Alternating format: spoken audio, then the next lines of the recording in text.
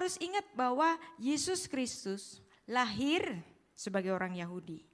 Bicara bahasa yang digunakan orang-orang Yahudi. Mengikuti adat istiadat orang-orang Yahudi. Dan kita baca ayatnya ya. Lukas 2 ayat 42. Ketika Yesus berumur 12 tahun, pergilah mereka ke Yerusalem seperti yang lazim pada hari raya itu. Nah, bahasa Indonesia menyatakan pergilah mereka ke Yerusalem. Nah, kalau Anda membaca dari naskah bahasa aslinya, ya, itu ditulis mereka berjalan naik, anabaton, jadi naik. Jadi kalau pergi ke Yerusalem itu naik. Kenapa kok naik? Karena memang geografisnya kota Yerusalem itu ada di atas bukit, atas gunung. Gunung apa? Gunung Sion, ya. Nah, maka kalau pergi ke Yerusalem identik dengan kata naik, aliyah, ya, faya'alu, ya, faya'alu atau aliyah. Jadi mereka aliyah ke Yerusalem. Nah, untuk apa beraliyah ke Yerusalem? Untuk berhak, ya, berhaj, nah, atau bahasa Arabnya itu berhaj.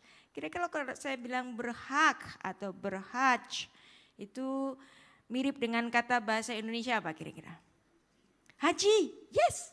Ya, kalau Anda ditanya kapan Yesus naik haji, Anda tahu umur 12. Ya, karena apa? Naik haji. Untuk apa? Naik ke Yerusalem untuk berhak, berhaj. Ya, jadi bahasa Ibraninya aliyah. Jadi enggak peduli Anda itu berasal dari Mount Everest, dari pegunungan Mount Everest. Tapi kalau pergi ke Yerusalem itu namanya tetap aliyah. Ya. Naik karena memang naik. Nah, itu juga yang diadopsi juga oleh saudara kita naik haji. Padahal di Mekah bukan di atas bukit, tetapi di mana? Di lembah. Tetapi kenapa istilah itu dipakai? Berasal dari mana? Berasal dari Alkitab kita, ya. Kalau pergi berziarah itu namanya naik, ya.